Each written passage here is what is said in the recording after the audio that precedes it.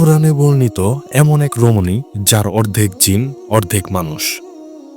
ইতিহাসের সবচেয়ে রহস্যময় রমণী রানী বিলকিস।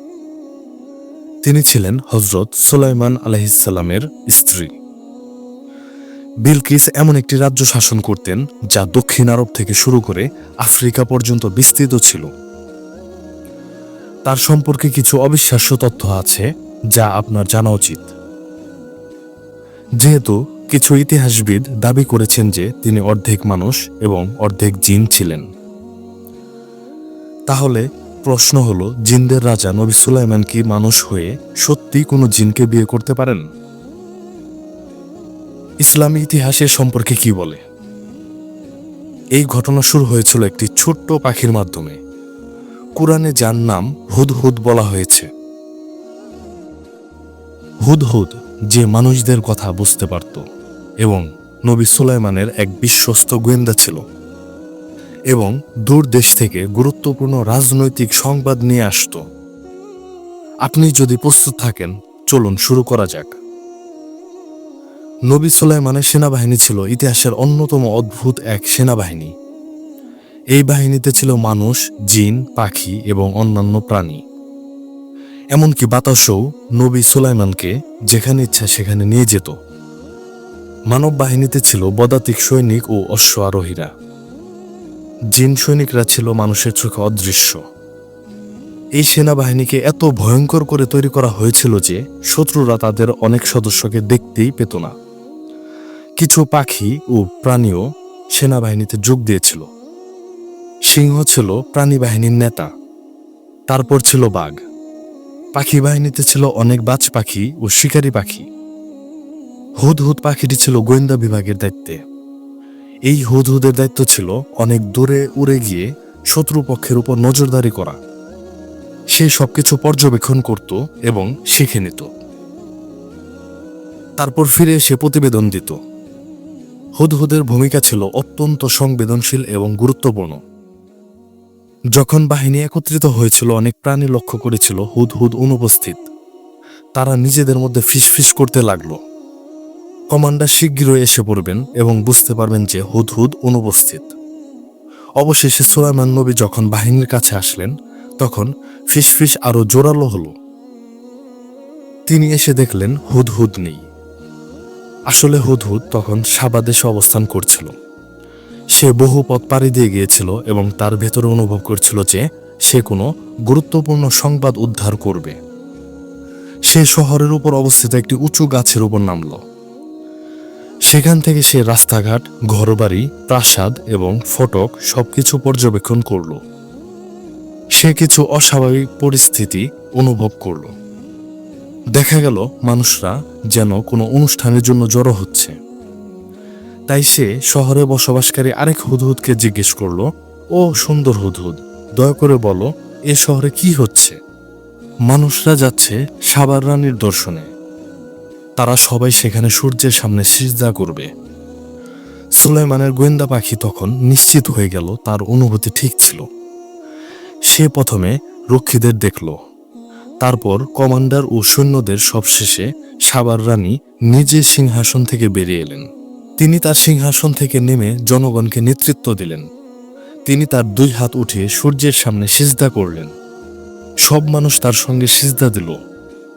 হুদহুদ সবকিছু লক্ষ্য করল আর ভাবছিল নবী সুলাইমান এই সংবাদ পেয়ে কি প্রতিক্রিয়া দেখাবেন। সে তৎক্ষণাৎ উড়াল দিয়ে ফিরে এলো।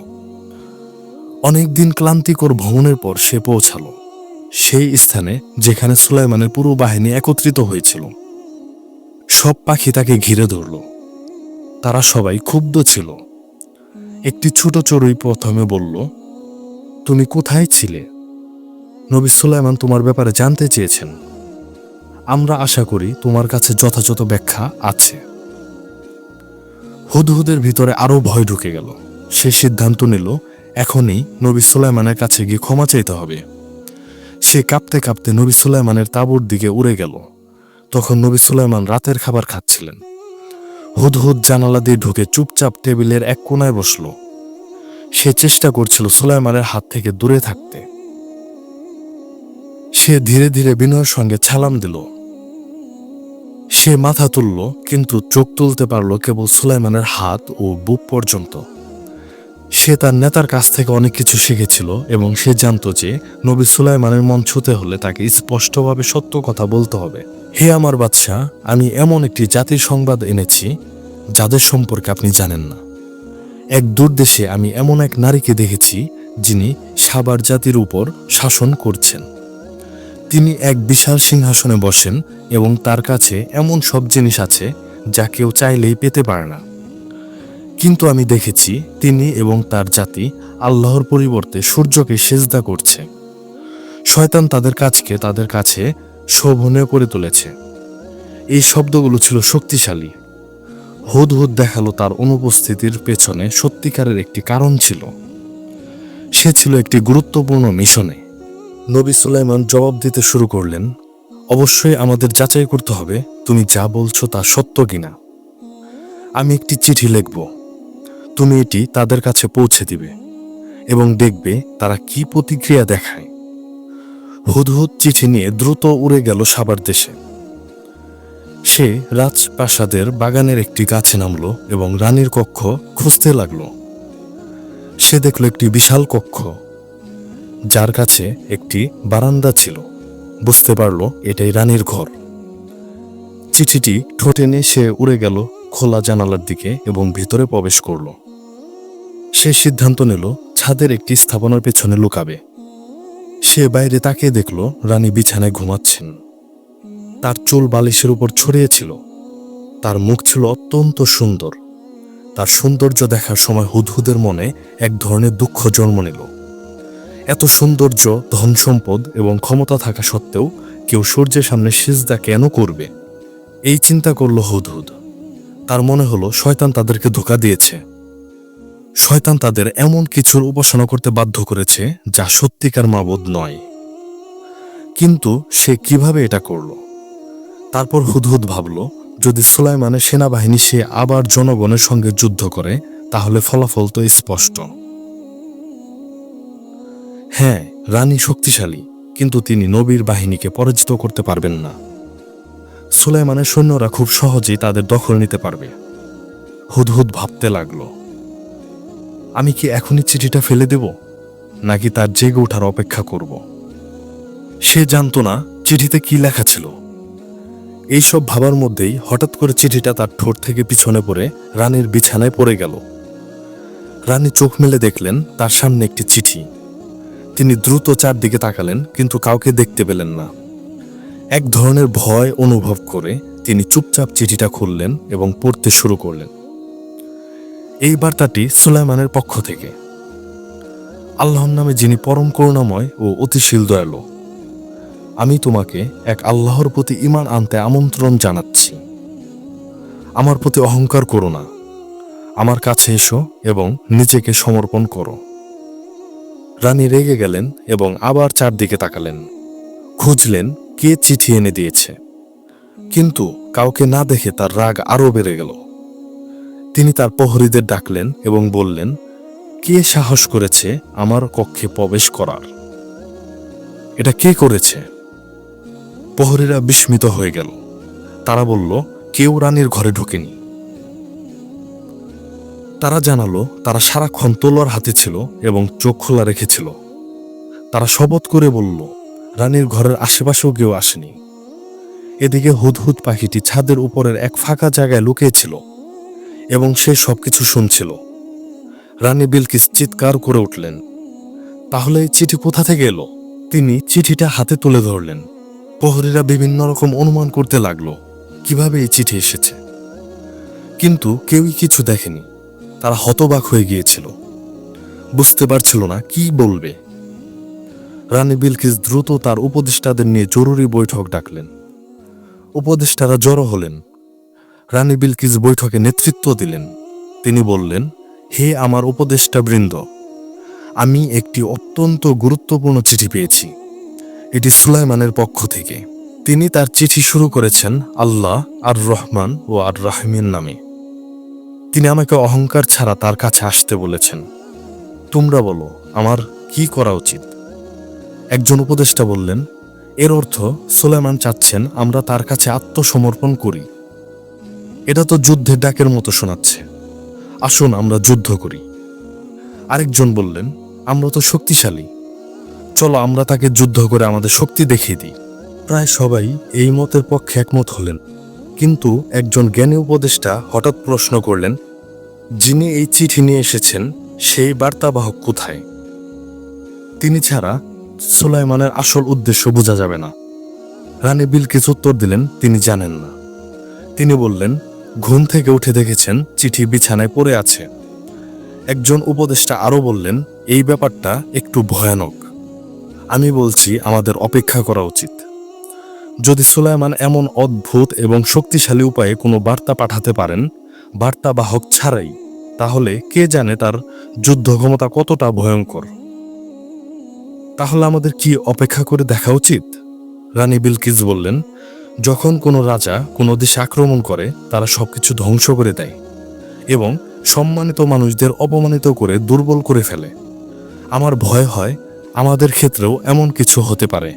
তাই আমি প্রস্তাব দিচ্ছি আমরা কিছু উপহার পাঠাই আর দূতের মাধ্যমে তার প্রতিক্রিয়া দেখি।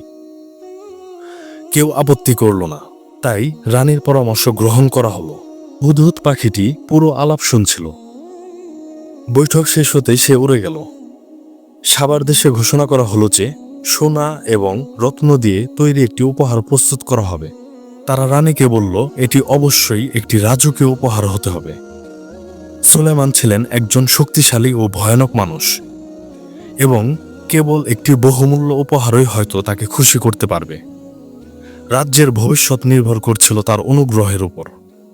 রাজ্যের শিল্পীরা দিনরাত এক করে কাজ শুরু করল এই বিশেষ উপহার তৈরি করার জন্য। তারা বিভিন্ন মূল্যবান উপকরণ ব্যবহার করল। অবশেষে উপহার তৈরি হলো। এটি ছিল একটি সোনার তৈরি থালা। এর দুই পাশে ছিল সোনা ও রত্ন দিয়ে তৈরি দুটি নেকড়ে। রানী বিলকিস যখন এই চমৎকার এবং দামি উপহারটি দেখলেন, তিনি খুশি হলেন। তিনি তার দূতের প্রস্তুত হতে এবং সুলাইমানের কাছে এটি পৌঁছে দিতে বললেন। তিনি নিজের একটি সেনাপতিও পাঠালেন যাতে সুলাইমানের সামরিক শক্তি সম্পর্কে আরও জানা যায়। তিনি তার দূতকে বললেন, জানার চেষ্টা করো সুলাইমান আমাদের কাছ থেকে আসলে কি চান এবং তার সেনাবাহিনী কতটা শক্তিশালী। হযরত সুলাইমান ইতিমধ্যেই হুদহুদের মাধ্যমে রানীর সভা সম্পর্কে জেনে গিয়েছিলেন। হুদহুদ যখন সীমান্তে ঘুরছিল তখন সে দূতের কাফেলা দেখতে পেল এবং দ্রুত সুলাইমানের কাছে ফিরে গিয়ে খবর দিল। তার কাছ থেকে শুনে সুলাইমান বুঝলেন যে রানী উপহার পাঠাচ্ছেন।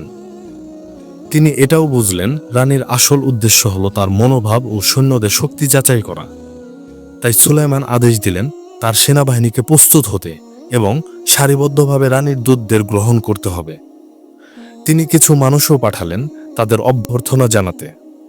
হযরত সুলাইমানের একটিমাত্র উদ্দেশ্য ছিল, আমি চাই তারা আমার সঙ্গে দেখা করার আগেই নিজেদের পরাজিত মনে করুক।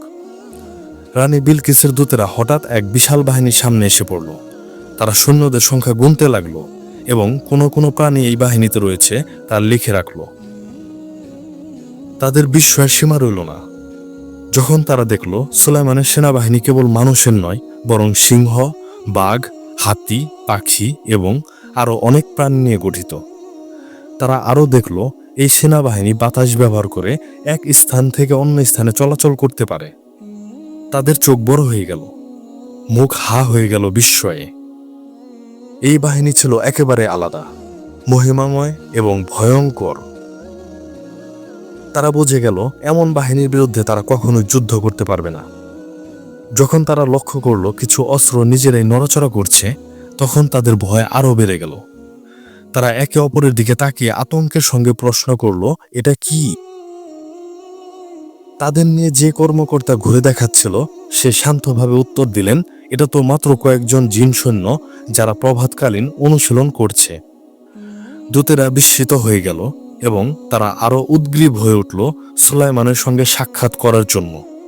কিন্তু হযরত সুলাইমান সরাসরি তাদের সঙ্গে দেখা করতে অস্বীকার করলেন। তার পরিবর্তে তিনি তার এক অধিনায়ককে পাঠালেন তাদের সঙ্গে কথা বলতে। ওই কর্মকর্তা দূতদেরকে প্রাসাদে দুপুরের আহারের আমন্ত্রণ জানালেন। দূতেরা চারদিকে তাকিয়ে বুঝতে পারলেন তাদের আনা উপহারগুলো কত তুচ্ছ এবং মূল্যহীন। সুলাইমানের রাজত্বের গৌরব ও ক্ষমতার তুলনায় তবুও তারা সংকোচ ও লজ্জার সঙ্গে উপহারগুলো হস্তান্তর করল কর্মকর্তার হাতে। উপহারগুলো সুলাইমানের কক্ষে নিয়ে যাওয়া হলো, কিন্তু কিছুক্ষণের মধ্যেই তিনি আবার ফিরে এলেন। সেই উপহারগুলো সঙ্গে নিয়েই তিনি সেগুলো টেবিলে রেখে বললেন, নবী সুলাইমান এই উপহারগুলো গ্রহণ করতে অস্বীকার করেছেন। এরপর তিনি সুলাইমানের বার্তা তুলে ধরলেন, তোমরা কি মনে করো তোমাদের সম্পদ দিয়ে আমাদের প্রভাবিত করতে পারবে? আল্লাহ আমাদের যেটুকু দিয়েছেন তা তোমাদের থেকে অনেক উত্তম। তোমাদের উপহার ফিরিয়ে নাও। দূতেরা আতঙ্কিত হয়ে পড়ল। তাদের একজন কর্মকর্তা জিজ্ঞেস করল, সুলাইমান আমাদের থেকে আসলে কি চান? অনুগ্রহ করে পরিষ্কারভাবে বলুন, যেন আমরা রানীকে জানাতে পারি। সে শান্তভাবে উত্তর দিলেন, নবী সুলাইমান কেবল একটি জিনিস চান, তোমাদের রানী এবং জনগণ যেন তার কাছে আত্মসমর্পণ করে। তারা বুঝতে পারল এই বার্তাটি একদিকে শান্তির আহ্বান, অন্যদিকে কঠোর হুঁশিয়ারি। তাই দূতেরা ফিরে গেল রানী বিলকিসের কাছে সুলাইমানের কথা পৌঁছে দিতে। দূতেরা যখন পৌঁছালো তখন রানী ঘুমাচ্ছিলেন, তবে তিনি তার দাসদাসীদের বলেছিলেন দূতেরা এলে যেন তাকে সঙ্গে সঙ্গে জাগিয়ে দেওয়া হয়। তাই তারা বিরক্ত না করতে চাইল তাকে জাগালো। রানী বিলকিস চোখ খুলতেই দূতদের সঙ্গে সাক্ষাৎ করলেন। তিনি জিজ্ঞেস করলেন, বলো, উপহার দেওয়ার পর সুলাইমান কি বললেন? দূতেরা ব্যাখ্যা করল যে তারা সুলাইমানের সঙ্গে দেখা করতে পারেনি। তাদের একজন কমান্ডার উপহার গ্রহণ করে তা নবীর কাছে নিয়ে গিয়েছিলেন, কিন্তু দুঃখজনকভাবে সুলাইমান উপহার গ্রহণ করেননি। তিনি আমাদের কাছে উপহার ফিরিয়ে দিয়েছেন, তারা সুলাইমানের বার্তাও জানিয়ে দিল। এটা শুনে রানী মাথা নিচু করে চিন্তায় পড়ে গেলেন। সুলাইমান তার উপহার গ্রহণ করেননি, দূতেরও স্বাগত জানাননি। তিনি তাদের কাছ থেকে আরও বিস্তারিত জানতে চাইলেন, তারা যা কিছু দেখেছে সবকিছু। তিনি বুঝলেন সুলাইমান কেবল একটি জিনিসই গ্রহণ করবেন, সেটা হচ্ছে আত্মসমর্পণ। দূতেরা সুলাইমানের বাহিনীর শক্তির বর্ণনাও দিল। রানী যখন শুনলেন যে তার বাহিনীতে জিন ও পশুরাও রয়েছে, তখন তিনি উপলব্ধি করলেন পরিস্থিতি কতটা গুরুতর। যদি তিনি যুদ্ধের পথ বেছে নেন তাহলে তিনি হয়তো সবকিছু হারাতে পারেন। এখন কেবল একটি পথ বাকি, অন্য কোনো উপায়ে সুলাইমানকে বোঝানোর চেষ্টা করা। তিনি উপহারের দিকে তাকিয়ে গভীরভাবে চিন্তা করতে লাগলেন। তারপর তিনি সিদ্ধান্ত নিলেন রাজ্যের রাজসভার সদস্য ও যুদ্ধ বিষয়ক উপদেষ্টাদের একত্র করবেন। এই বৈঠকটি হবে অত্যন্ত গুরুত্বপূর্ণ। এদিকে নবী সুলাইমান নিজ শহরে এক বৈঠক আহ্বান করলেন।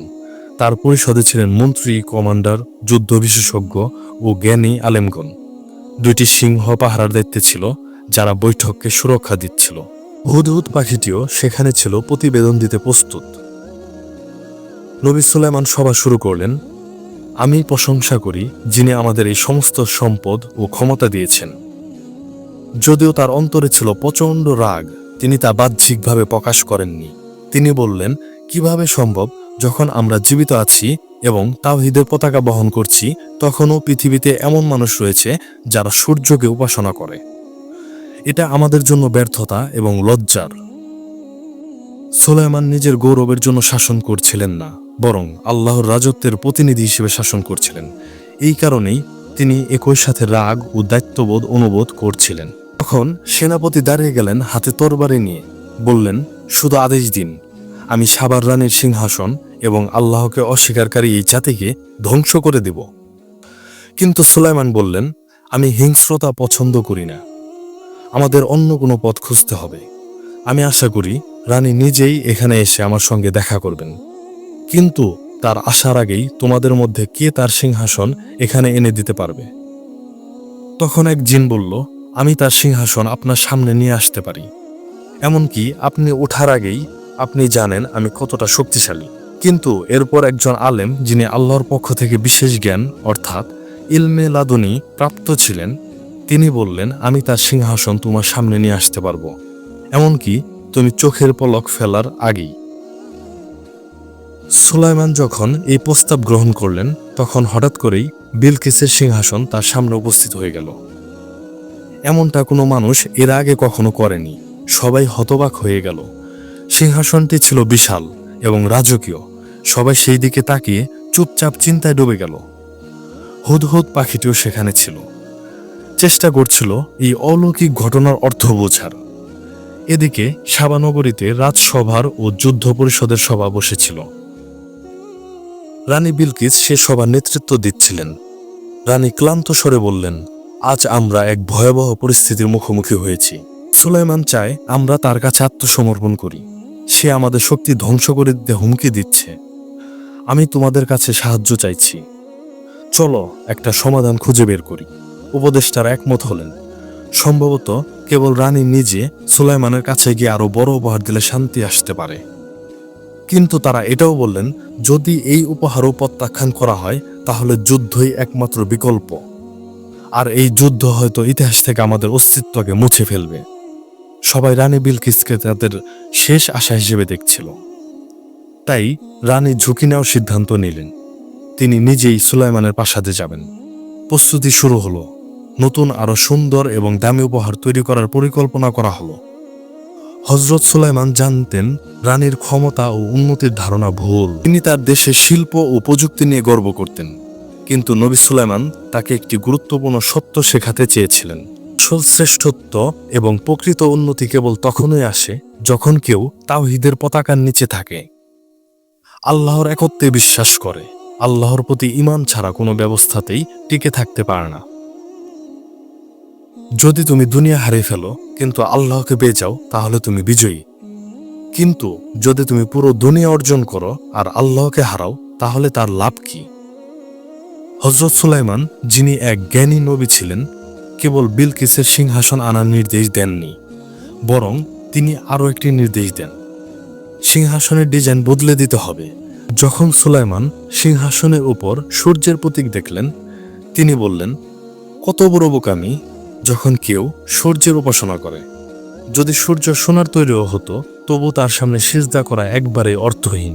তিনি নির্দেশ দিলেন সিংহাসনের কিছু অংশ পরিবর্তন করতে। তার নির্দেশ অনুযায়ী সিংহাসনে পুনরায় নকশা করা শুরু হলো। এদিকে রানী বিলকিস যখন তার যাত্রার প্রস্তুতি শেষ করছিলেন তখন তিনি একটি কাফেলা প্রস্তুত করতে বললেন, যেন তা তার সঙ্গে যাত্রা করে। এই সময় সুলাইমান ডেকে পাঠালেন তার রাজ্যের সেরা স্থপতিকে এবং বললেন, তুমি কি জানো আমি কেন তোমাকে ডেকেছি?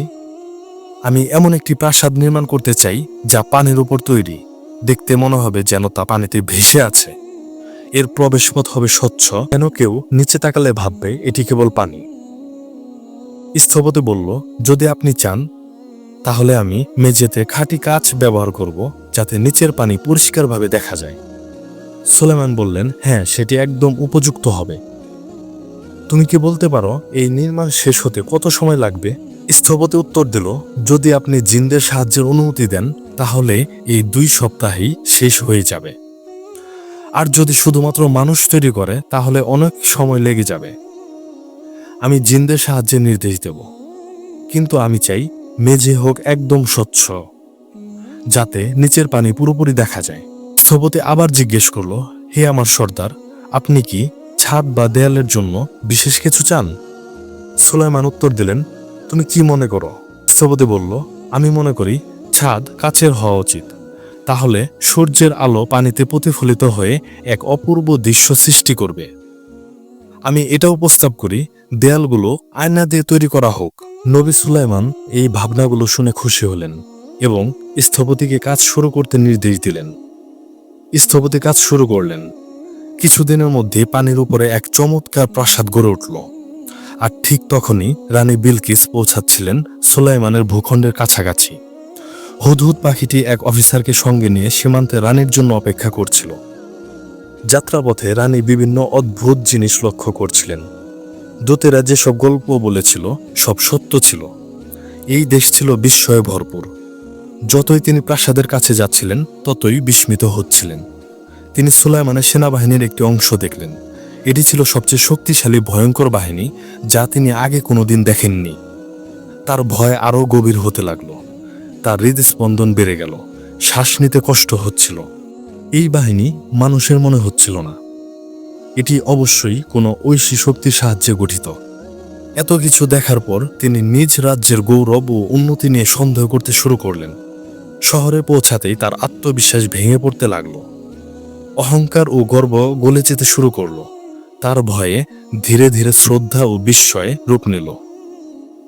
আর খুব শিগগিরই তিনি প্রবেশ করতে যাচ্ছিলেন সেই প্রাসাদে যা সুলাইমান বিশেষভাবে তৈরি করেছিলেন। তিনি যে দৃশ্যের মুখোমুখি হলেন তা ছিল একেবারে ব্যতিক্রম। সুলাইমানের রাজত্ব কেবল সম্পদ ও গৌরব দিয়ে গড়া ছিল না, তা ছিল সৌন্দর্য ও শিল্প কৌশলে পূর্ণ। সোনার স্তম্ভ, রত্নখচিত দরজা এবং প্রতিটি কোণে হাতের তৈরি অলংকার তার চোখ ধাঁধিয়ে দিল। কিন্তু সবচেয়ে বিস্ময়কর ছিল সুলাইমানের প্রাসাদের প্রবেশপথের মেঝে। এটি ছিল কাচের তৈরি, নিচে প্রবাহিত হচ্ছিল ঝকঝকে স্বচ্ছ পানি। এটি এত উজ্জ্বলভাবে চকচক করছিল যে মনে হচ্ছিল এটি গভীর জলাধার। রানী বিলকিস ধীরে ধীরে প্রাসাদের দিকে হেঁটে যাচ্ছিলেন। তখন তিনি ভেবেছিলেন মেঝেটিতে আসলেই পানি। তাই তিনি তার পোশাক উঠিয়ে ধরলেন যেন ভিজে না যায়, আর সেই মুহূর্তে তার পা দৃশ্যমান হয়ে গেল। এখন আমরা পৌঁছালাম গল্পের সবচেয়ে রহস্যময় অংশে। কিছু পুরনো সূত্র অনুযায়ী সুলাইমান এই কাচের মেঝে নির্মাণ করেছিলেন এক গোপন উদ্দেশ্যে। এটি কেবল সৌন্দর্যের জন্য নয়, এটি ছিল একটি পরীক্ষা। কেন? কারণ নবী সুলাইমান, যিনি জিনদের নিয়ন্ত্রণ করতেন, তিনি কিছু গোপন তথ্য পেয়েছিলেন। গুঞ্জন রটেছিল বিলকিস কোনো সাধারণ মানুষ নন।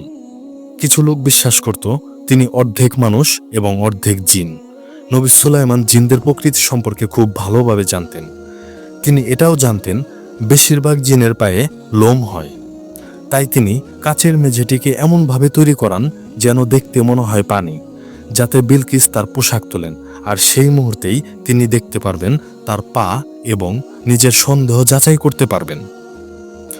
বিলকিস হয়তো সাধারণ মানুষ ছিলেন না, কিন্তু কিছু মানুষ কেন বিশ্বাস করত তিনি অর্ধেক জিন? এই ধারণা বিভিন্ন ধর্মীয় ও সাংস্কৃতিক উৎসে বিভিন্নভাবে পাওয়া যায়। কিছু গল্পে বলা হয় বিলকিসের জন্ম হয়েছিল একজন মানুষ ও এক জিনের মিলনের মাধ্যমে।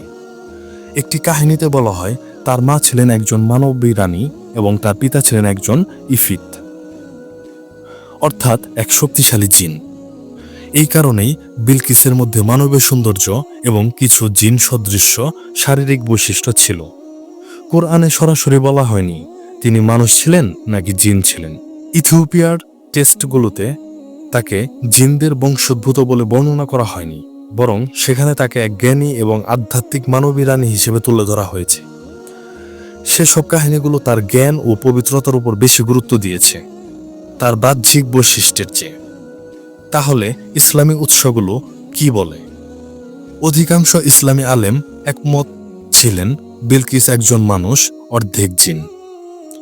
অধিকাংশ ইসলামী আলেম একমত ছিলেন বিলকিসের এই তথ্যটি একটি গুজব ছিল, কারণ তারা চায়নি সুলাইমান বিলকিসে আগ্রহী হন অথবা তাকে বিয়ে করেন।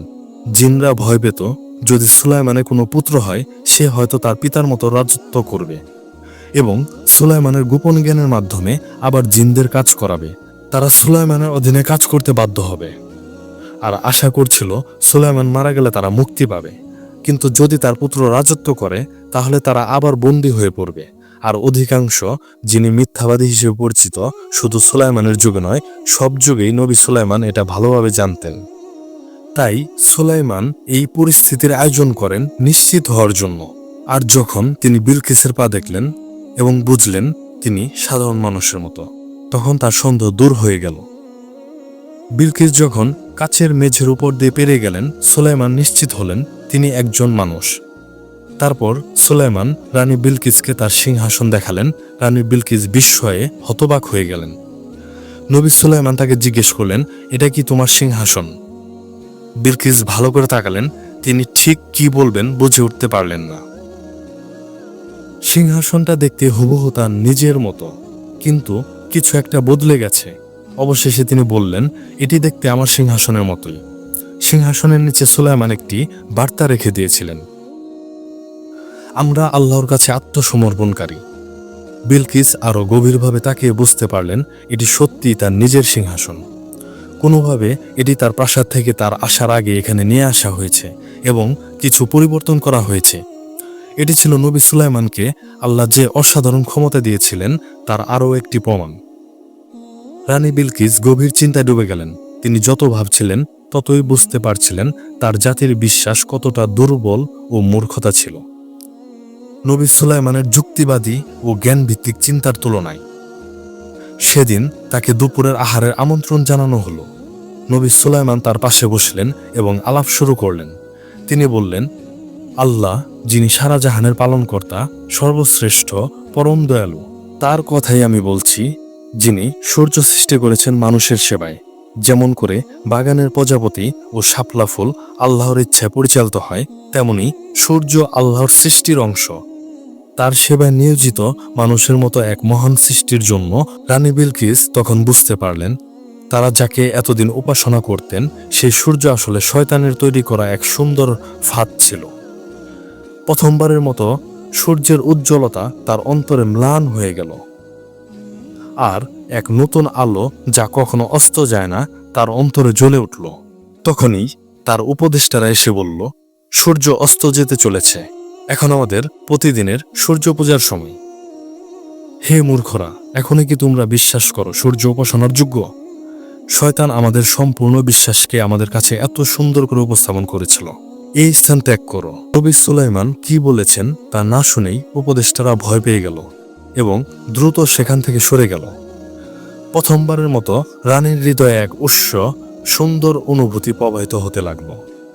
এটা যেন রংধনুর রং, যা তার অন্তরের অনুভূতিগুলোর প্রতিফলন ঘটাচ্ছিল। রানী বিলকিস উপলব্ধি করলেন, এখন সময় এসেছে ইসলাম গ্রহণ করার। গভীর আবেগ নিয়ে তিনি স্বীকার করলেন তিনি এতদিন নিজেকেই ধোঁকা দিয়ে এসেছেন এবং তিনি ইসলাম গ্রহণ করলেন। খুব শিগগিরই সাবার জাতির মানুষ তাদের রানীর অনুসরণ করল। তারা সূর্য পূজা ত্যাগ করল এবং কেবলমাত্র আল্লাহর সামনে সিজদা করা শুরু করল। আর এই সব কিছুর সূচনা হয়েছিল সেই দিন, যেদিন ছোট্ট হুদহুদ পাখিটির অন্তরে একটি অনুভূতি জন্মেছিল এবং সে তার কণ্ঠে সেই সংবাদ প্রকাশ করেছিল। এই কাহিনী আমাদের মহাপবিত্র কিতাব আল কুরআনুল কারিমে বর্ণিত হয়েছে। এটি আমাদের মনে করিয়ে দেয় জ্ঞানের মূল্য কত বিশাল, জ্ঞানীর মর্যাদা কত উচ্চ এবং প্রকৃত জ্ঞান আল্লাহর একটি উপহার। এ নিয়ে আমাদের কৃতজ্ঞ হওয়া উচিত।